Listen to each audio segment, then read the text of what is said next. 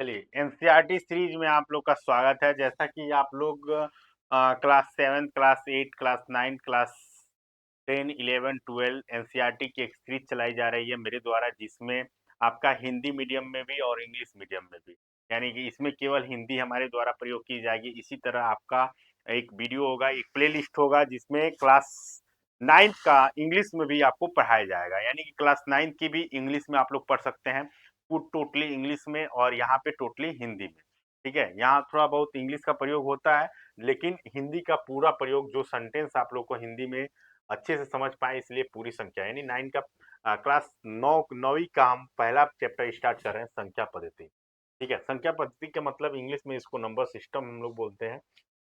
पिछले कक्षाओं में अगर हम लोग देखेंगे तो ये आपका क्या पार्ट बन रहा है, यहाँ पे जीरो हुआ, जीरो के साथ साथ सपोज दैट हम अभी इसको भूल जाते हैं, अगर इसको 1/4 और 1/2 को अगर भूल गए, तो यहाँ पे 0 1 2 3 ऐसे डॉट डॉट आगे अगर बढ़ेंगे तो ये, और इधर माइनस में अगर बढ़ेंगे -1 -2, तो इसको क्या कहते हैं, पूर्णांक कहते हैं। और 0 और 1 2 और 3 को क्या बोलते हैं, यहाँ पे हम नोट डाउन करते चलते हैं कि किसको क्या बोलते हैं। तो यहाँ देखिए, आप 1 2 3 4 5 6 को हम लोग आगे डॉट डॉट, इसको हम लोग प्राकृतिक संख्या भी कहते हैं और धनात्मक संख्या भी कहते हैं। तो अगर इसमें ऐड हो जाएगा तो पूर्ण संख्या हो जाएगा। -1 -2 -3, अगर ये डॉट डॉट आगे इन्फिनाइट तक आ जाएगा, तो ये आपका इधर भी इन्फिनाइट इधर भी इन्फिनाइट, तो ये क्या हो जाएगा, ये आपका पूर्णांक हो जाएगा। इसी के साथ साथ सम संख्याएं 2 4 5 6 2 4 6 8 10 12, ये सब संख्याएं क्या होती हैं, सम संख्याएं के अतिरिक्त दो बची हुई संख्या होती है 1 3 5 7, ये सब क्या होती हैं, विषम संख्याएं होती हैं। इसी के साथ भाज्य और भाज्य भी हम लोग पढ़े हैं, ट्विंस भाज्य पढ़े हैं। ये सारी चीजें हम लोग ऑलरेडी डिस्कस कर चुके हैं, लेकिन इसको हम लोग थोड़ा सा रिपीट करते हुए हम लोग आगे देखेंगे कि यहाँ पे देखेंगे सरल रेखा पे निरूपित की गई है। इसी में 1/2 जो चीजें यानी P/Q के रूप में लिखी जाती है, तो वो क्या हो जाती है, वो आपकी वो आपका क्या हो जाता है, वो आपका देखिए यहाँ पे संख्याएं हैं, नंबर्स नंबर्स हैं। यहाँ इस थैली में केवल नंबर्स है, इसी में जीरो अगर इसमें डाल दिया जाता है तो ये होल नंबर हो जाता है, यानी पूर्ण संख्या हो जाती है। ठीक है, पूर्ण संख्या हो जाती है। अब जेड, जेड का मतलब ये हुआ कि जेड का मतलब हम क्या बोलते हैं, वो पूर्णांक होता है, इंटीजर, जिसको जेड, आखिर जेड ही क्यों हम लोग लिए, तो जेड इसलिए लिए कि जेड जर्मन शब्द का ज, जे जेहलीन से लिया गया है, जेहलीन से लिया गया है, जिसका अर्थ होता है गिनना, और जहल जिसका अर्थ होता है संख्या, यानी जेड इसीलिए लिया गया है, जेड मतलब कि पूर्णांक हुआ। ठीक है, पूर्णांक का मतलब यह कि इसमें माइनस वाइनस संख्या, इस थैली में माइनस वाइनस वाली भी संख्या अगर डाल देंगे तो देन ये जेड हो जाएगा। ठीक है, इसी के साथ साथ अगर आगे हम लोग अगर इस थैली में वन P/Q के रूप में अगर डाल देते हैं तो क्यू हो जाएगा। क्यू किसको कहते हैं, क्यू का मतलब ये हुआ अंग्रेजी भाषा में रेशनल, यानी व्युत्पत्ति अंग्रेजी के रेशियो से हुआ है, और जिसको क्यू यानी कि क्विंट्स से बोला जाता है, देन इसको रेशनल यानी संख्या आर के परिमेय संख्या कहा जाता है, जिसे यदि इसको P/Q के रूप में लिखा जा सकता हो तो P और Q पूर्णांक है, और Q not equal to zero, जहां हम लोग Q का मान जीरो नहीं रखना चाहते।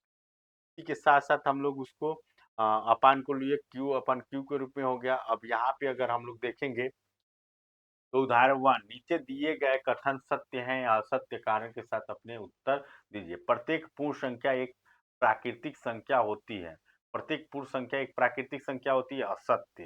क्यों असत्य, क्योंकि जीरो एक ऐसी संख्या है जो प्राकृतिक संख्या नहीं होती है। दूसरा, प्रत्येक पूर्णांक एक परमेय संख्या होता है, प्रत्येक पूर्णांक एक परमेय संख्या होता है, नहीं। ये प्रत्येक पूर्णांक क्या बोला है यहाँ पे, दूसरा क्या बोला है, प्रत्येक पूर्णांक एक परमेय संख्या होता है, हाँ, प्रत्येक पूर्णांक एक परमेय संख्या होती है, क्योंकि उसके नीचे 1 होता है। ठीक है, तो ये सही हो जाएगा। इसी के साथ साथ तीसरा पूछा है कि प्रत्येक परमेय संख्या एक पूर्णांक होता है, प्रत्येक परमेय संख्या क्या पूर्णांक होगा, नहीं, ये नहीं हो सकता, क्योंकि 3/5 क्या एक पूर्णांक होगा, नहीं होगा। इसी के साथ साथ दूसरा एग्जाम्पल देते हैं, 1 और 2 के बीच में 5 परमेय संख्याएं ज्ञात कीजिए। यानी इस प्रश्न को हल कम से कम हम दो विधियों से कर सकते हैं कि 1 और 2 के बीच में कम से कम 5 परमेय संख्याओं को ज्ञात करना है। तो 1 और 2 को बीच में ऐड करने के लिए हम लोग के पास जो फ़ॉर्मूला है वो 1 और 2 दोनों को आपस में क्या करते हैं, दोनों को आपस में हम क्या करते हैं, ऐड करते हैं, देन 2 से भाग कर देते हैं, 2 से भाग कर देते हैं। ठीक है? तो दो जो संख्या आती है वो आपका बीच वाली संख्या हो जाती है। अब 1 और 2 के बीच में इन्हीं प्रक्रियाओं को यानी कि हम 5 संख्या प्राप्त करेंगे, तो आप 1 और 2 के बीच में 4 और परमेय संख्याओं को प्राप्त कर सकते हैं। कैसे? क्योंकि कैसे हम लोग कर सकते हैं, क्योंकि इसमें ऊपर अगर जितना जोड़ा जाए उतना ही नीचे जोड़ना है। जितना ऊपर जोड़िए उतना ही नीचे जोड़िए। यानी कि यहाँ पे अगर 2 जोड़ेंगे तो 5 होगा, तो नीचे कितना होगा? नीचे भी 2 जोड़ेंगे तो 4 हो जाएगा। यहाँ देखिए 3 में हम कितना जोड़ें कि वो हो जाएगा, तो इसमें 8 4 यानी जितना से परमेय संख्या से मल्टीप्लाई एंड 4 यानी जितनी संख्याएं हम जोड़ सकते हैं, जैसे 7 5, तो एक एक ऐड करेंगे। यहाँ पे एक अगर ऐड करेंगे तो 3 2 और 3 4 हो जाएगा, यानी 2/2 से भाग करेंगे। इसी तरह हम आगे अगर देखेंगे यहाँ पे दूसरा, इसको हल करने के लिए क्या करेंगे, सबसे पहले हम लोग क्या करेंगे, एक अन्य विकल्प के अनुसार अगर देखेंगे कि प्रथम चरण में सभी 5 परमेय संख्याओं को ज्ञात कर लें, क्योंकि हम 5 संख्याएं ज्ञात करना चाहते हैं। इसलिए हम 5 प्लस 1 अर्थात 6 को हर हर लेकर 1 और 2 को परमेय संख्या के रूप में लिखते हुए चल सकेंगे। यानी 1 इक्वल टू 6/6, एक हो गया, और 2 इक्वल टू 12/6 2 हो गया, यानी इसको 1 और 2 2 के बराबर हो गया। तब आप देखना चाहते हैं कि 7/6, 8/6, 9/6, 10/6 और 11/6 ये क्या है? ये आपस में बीच वाली संख्या ही है। ये 2 तरीके से हम लोग हो गए, और सभी 1 और 2 के बीच में स्थित है। अतः 1 और 2 के बीच में स्थित संख्या है 7/6, 4/3 और 3/2, 10/3 और 11/6 ये आपस में इक्वल है, स्थिर हो जाती है। ठीक, ध्यान दीजिए इस उदाहरण को टिप्पणी उदाहरण 2 और 20 के बीच में इन 2 दी हुई परमेय संख्याओं के बीच अपरिमित रूप से अनेक परमेय संख्याएं होती है। जरूरी नहीं है कि केवल 4 ही हो, 2 ही हो, 5 ही हो, हम लोग अनेक तरीका से निकाल सकते हैं। इसी के साथ साथ प्रश्नावली 1/1 को अगर देखेंगे, क्या शून्य एक परमेय संख्या है? क्या शून्य एक परमेय संख्या है? क्या इसे आप पी अपन क्यू के रूप में लिख सकते हैं, जहाँ पी और क्यू पूर्णांक है, क्यू नॉट इक्वल टू 0? क्या शून्य एक परमेय संख्या है? तो हाँ, बिल्कुल है, क्योंकि 0 के नीचे 1 हम लोग लिख सकते हैं, तो हो सकता है। ठीक है, इसी के साथ साथ दूसरा इसमें क्वेश्चन क्या दिया हुआ है, दूसरा क्वेश्चन आपका दिया हुआ है कि दूसरा क्वेश्चन दिया है कि 3 और 4 के बीच में 6 परमेय संख्याओं को ऐड करना है, 6 परमेय संख्याओं को ऐड करना है, 6 परमेय संख्याओं को ऐड करना है। तो इसमें देखिए हमको लोग क्या करेंगे, सबसे पहले हम लोग इसमें गिन लेते हैं। 3 और 4 के बीच में 6 परमेय संख्याओं को ऐड करना है, तो 3 और 4 के बीच में 6 परमेय संख्याओं को ऐड करने के लिए हमारे पास क्या ऑप्शन है, तो यहाँ देखेंगे 3 और 4, तो पहले तो 3 और 4 को आपस में ऐड कर देंगे, देन 1 n प्लस 1 यानी कितनी संख्याएं, 6 संख्या ज्ञात करनी है ना, कितनी संख्या ज्ञात करनी है, जितनी संख्या ज्ञात करनी है उतना प्लस 1 कर देंगे। ठीक है, तो यानी 3 और 4 से कितना हो जाएगा, 7 अपान 6 संख्या ज्ञात करना है, तो 6 संख्या ज्ञात करना है तो कितना हो जाएगा, 3 और 4, 3 और 4 को ऐड, 3 और 4 को आपस में क्या करना है, घटा देना है, सॉरी घटा देना है, यहाँ पे ऐड नहीं करना है। ये बीच में कह रहा है ना, तो पहले बड़ी संख्या में से छोटी संख्या घटाएंगे, यानी 4 में से 3 घटा देंगे, और कितनी संख्या ज्ञात करनी है, 6, तो 6 को n लिखेंगे, यानी n प्लस 1 इसमें जोड़ देंगे, 1/6 प्लस 1 यानी कि 1/7 हो गया, 1/7 हो गया।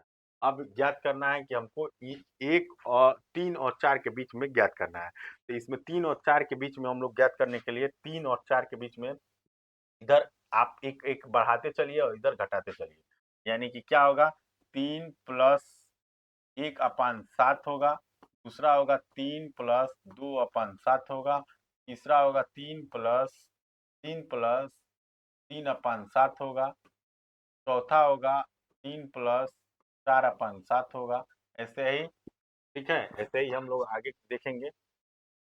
3 प्लस 5/7 होगा, और एक होगा 3 प्लस कितना होगा, 3×3=6, ये लास्ट होगा, 6/7 हो जाएगा।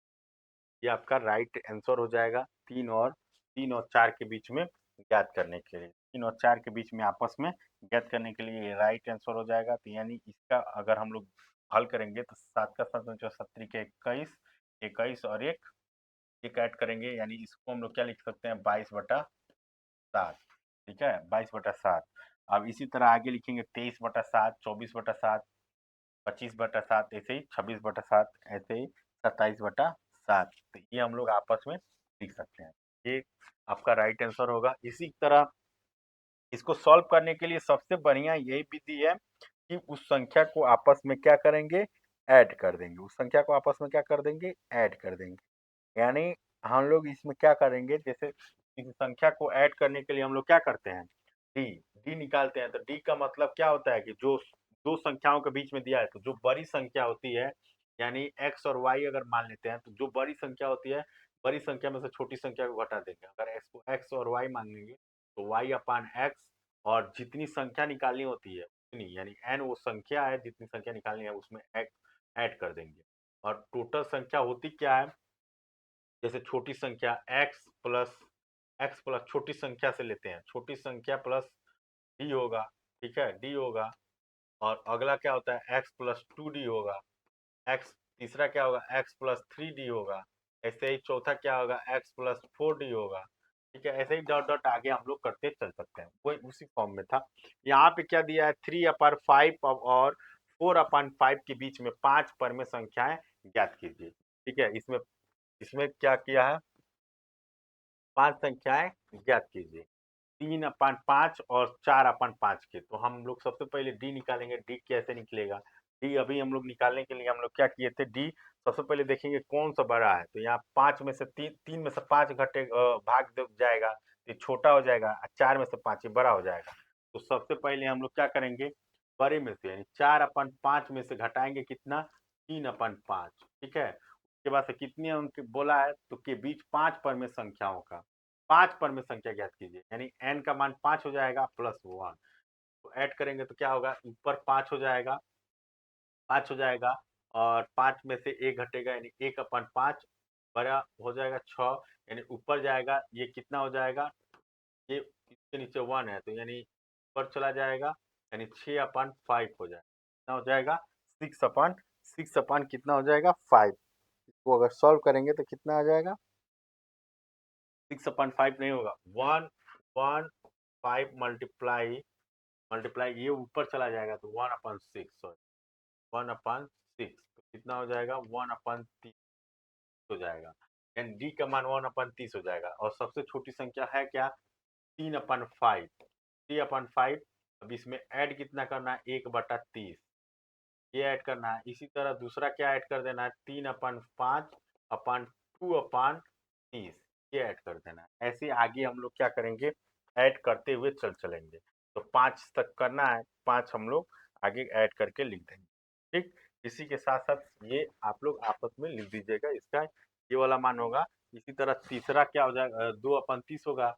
तीसरा 5 संख्या बोला है ना, तो एक हो जाएगा 3/5 प्लस 3/30।